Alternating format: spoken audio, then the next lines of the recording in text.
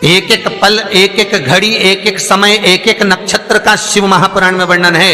यहां तक शास्त्र कहता है कि पीपल के वृक्ष की जब भगवान शिव रचना करे, पीपल के वृक्ष की जब रचना करी गई तो उस पीपल के वृक्ष में भी कौन सा समय किसका है ये शिव महापुराण वर्णन करती है। सुबह 4 बजे से लेकर 7:30 बजे तक पीपल के वृक्ष में ब्रह्मा जी का वासा होता है। 7:30 बजे से लेकर 10:30 पौने 11 बजे तक पीपल के वृक्ष में भगवान विष्णु का वासा होता है।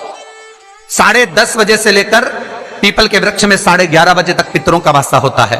11:30 बजे से लेकर 12:30 बजे तक पीपल के वृक्ष में आहूतों का वासा होता है। 12:30 बजे से लेकर शाम को 4 बजे तक पीपल के वृक्ष में वासुकों का वासा होता है। 4 बजे से लेकर शाम को 7:30 बजे तक पीपल के वृक्ष में शंकर का वासा होता है। 7:30 बजे से लेकर 9:30 बजे तक पीपल के वृक्ष में कुबेर का वासा होता है। 9:30 बजे से लेकर फिर कुबेर के वृक्ष में अन्य देवों का वासा चालू हो जाता है। इसलिए हमारा हिंदू धर्म कहता है, हमारे शास्त्र कहते हैं कि पीपल के वृक्ष को जब पूजा जाता है, पीपल के वृक्ष की जब पूजन करी जाती है तो सुबह 10:30, 11, ज्यादा से ज्यादा 11:30, ज्यादा से ज्यादा 12, उसके पहले पीपल के वृक्ष की पूजन कर लेना चाहिए। क्यों? क्योंकि 11:30 बजे से लेकर 12:30 बजे तक पीपल के वृक्ष में पितरों का वासा रहता है, आहूतों का वासा रहता है, फिर वासुकों का वासा आता है। पितृ किसको कहते हैं? महाराज जो पूरी उम्र लेकर चले गए और उनके भीतर अभिलाषाएं बहुत थी, मैं ये भी करना चाहता हूं, मैं ये भी करना चाहता हूं, वो पितृ हो जाते हैं। आहूत किसको कहते हैं?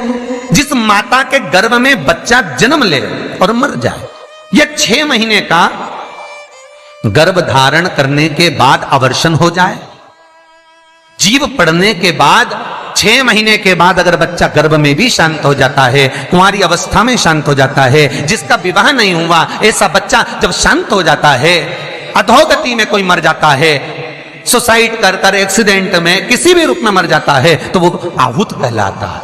और बहुत ध्यान देना साहब, शिव महापुराण की कथा कहती है पितरों को भाग मिलता है, इसलिए पितृ तृप्त रहते हैं। शंकर भगवान के शिवलिंग का स्नान कराने पर कितने देवताओं के स्नान का पुण्य मिलता है? आपको कथा में पहले भी कहा, 33 कोटि देवता मार्ग में खड़े हैं शंकर भगवान के स्नान का जल पाने के लिए। शंकर का जो शिवलिंग होता है, भगवान शंकर का जो शिवलिंग कटी भाग, उस पे जो शिवलिंग रखा है, शिवलिंग जहां रखा हुआ है ये कटी, ये तो पार्वती जी का हस्त कमल है, पर शिवलिंग का जो गोल भाग है शिवलिंग, उसका जो नीचे का भाग है, सबसे नीचे का भाग, वो ब्रह्मा जी का प्रतीक है। ब्रह्मा शिवलिंग के मध्य का जो भाग है वह भगवान विष्णु का प्रतीक है, और शिवलिंग के जो ऊपर का भाग है वो भगवान शिव का प्रतीक है। ब्रह्मा, विष्णु, महेश एक ही बिंदु में, एक ही शिवलिंग में विराज, एक ही में। महाराज पीपल के वृक्ष में आहूतों का वास हो जाता है, इसलिए दोपहर में पीपल के वृक्ष में परिक्रमा नहीं होती।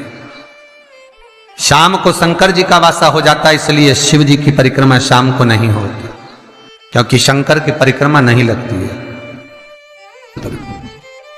रात को कुबेर का वासा होता है, इसलिए पीपल के वृक्ष में दीपावली के दिन रात्रि को 8:30 बजे से लेकर 9:30 बजे के बीच में जो पीपल के वृक्ष के नीचे घी का दिया लगाता है, उसके घर में कभी संपदा की कमी नहीं आती है, क्योंकि कुबेर स्वयं विराजमान होता है पीपल के वृक्ष के नीचे। अगर आपको ये वीडियो पसंद आई है तो आप वीडियो को एक लाइक जरूर कर दें और मेरे चैनल को सब्सक्राइब करके जरूर रख लें।